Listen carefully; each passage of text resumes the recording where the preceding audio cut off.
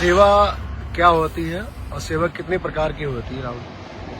सेवा, वैसे तो सेवा के ऊपर पूरे ग्रंथ लिखे जा सकते हैं, पर सेवा बेसिकली जो गुरुदेव ने बताया वो यही है कि जो निष्काम भाव से किया गया कोई भी कर्म हो, जो दूसरे को सुख पहुंचाने के लिए किया गया होता है, उसे सेवा कहते हैं। पर अगर हम उसके एवज में कुछ लेने का सोच ले कि हाँ हमने इसके लिए ये काम किया, उसके बदले में मुझे ये मिल जाए, तो फिर वो सेवा नहीं होती, फिर वो लेन देन हो जाता है, वो बिजनेस हो जाता है। ठीक है, तो सेवा एक बहुत ही उच्च स्तर की चीज है जो हर कोई आदमी करता नहीं। हम सोचते हैं कि हम सेवा कर रहे हैं, पर हम एक्चुअली में डील कर रहे होते हैं दरबार के साथ कि हम इतनी सेवा करेंगे तो उसका पुण्य फल मिलेगा, फिर हमारा ये काम बन जाएगा, ये रोग चला जाएगा, तो ये सेवा नहीं है। और पहली बात तो आप ये सोचते हो कि आप सेवा कर रहे हो, यही बहुत बड़ा भ्रम है। जैसे गुरुओं ने कहा ना कि मुगत पुगत जुगत तेरी सेवा जिस तू आप कराए,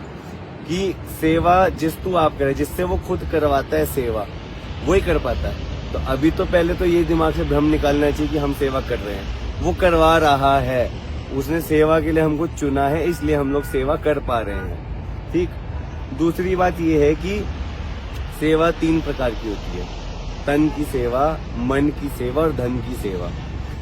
जो आदमी हर वक्त आश्रम में नहीं रह सकता, वो क्या करता है, वो कुछ भेंट ले आता है दरबार के लिए, यहाँ कहीं दरबार का कोई कार्यक्रम होता है तो वहाँ अपने से वो सेवा देने का प्रयास करता है, भंडारा लगा देता है या वस्त्र बांट देता है, कुछ भी कर देता है, तो ये धन की सेवा हो गई। इसके बाद आती है हमारी मन की सेवा और तन की सेवा। तन की सेवा में लोग जो भंडारा बना रहे हैं या पानी पिला रहे हैं या कोई टॉयलेट साफ कर रहा है, कोई बिस्तर लगा रहा है भक्तों के लिए, कुछ भी कर रहा है, ये तन की सेवा है।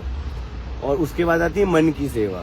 मन की सेवा क्या है? ये सेवा चाकरी राम बसे मन आए। असली सेवा है ध्यान साधना करके उस ईश्वर को अपने हृदय में बिठाना, ये असली गुरु की सेवा है। पर ये तब तक सफल नहीं होती जब तक बाकी की 2 सेवाएं हम ना करें। इसीलिए तन मन धन तीनों गुरु को अर्पण करना है। इसका अर्थ ये नहीं है कि तुम अपना तन अर्पण करने के लिए, जैसे कुछ लोग दुरुपयोग करते हैं तुम्हारे तन का, वो करना नहीं, या तुम्हारा धन तुम गुरु को उठाकर दे दो। गुरु तुम्हारे धन का भूखा नहीं है। यहाँ बात की जा रही है कि तुम अगर धन व्यय करते हो तो ये सोच के करो कि ये मेरे गुरु ने मुझे दात दी है, इसका सदुपयोग करना है, दुरुपयोग नहीं करना है। अगर तन की सेवा करनी तो अपने शरीर का प्रयोग इस तरह से करो कि इसका सदुपयोग हो, दूसरों को लाभ पहुंचाने में इसका प्रयोग किया जाए, दूसरों को सुख पहुंचाने में इसका प्रयोग किया जाए, दूसरों को कष्ट और दुख ना दिया जाए शरीर से। तीसरा, मन की सेवा, वो ध्यान साधना। तो ये आखिरी स्टेप, ये तब हो पाएगा जब बाकी की 2 सेवा हम लोग करेंगे। तो अभी आजकल बहुत कुछ सुनने में आता है कि कहीं पे भी कोई कार्यक्रम हो रहा है तो 2 गुट बन जाते हैं। वो कहता है हम, तो ये अहंकार है, सेवा नहीं है। जहां आपका दूसरे के साथ मन मुटाव हो रहा है या दूसरे के साथ आप सोच रहे हो कि अपनी श्रेष्ठता मुझे सिद्ध करनी, वो सेवा है ही नहीं। सेवा तो होती इसलिए कि आप अपने अहंकार का दमन करो। सेवा का अर्थ यही है कि अपने अहंकार का दमन करने के लिए आप कर रहे हो। इसलिए कहा मन नीवा मत उच्ची, कि मन जो है इसको नीचा, इसको अहंकार रहित करने के लिए सेवा की जाती है।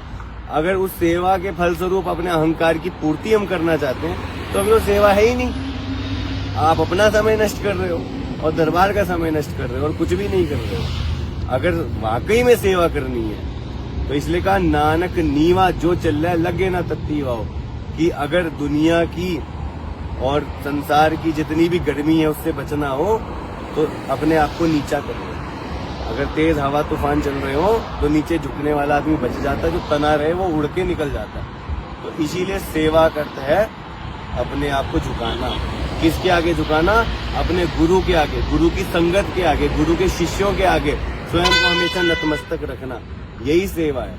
अगर आप अपने आप को बड़ा समझते हो तो वो सेवा नहीं है, फिर वो चौधरीगिरी है। तो अगर सेवा वाकई में जो सेवा करना चाहता है वो अपने अहंकार की पूर्ति उससे नहीं करेगा, वो ये देखेगा कि दरबार का और दरबार के भक्तों का कंफर्ट किस चीज में है, उनका लाभ किस चीज में है, वो उस चीज को आगे रखेगा, अपने को आगे नहीं रखेगा। हरि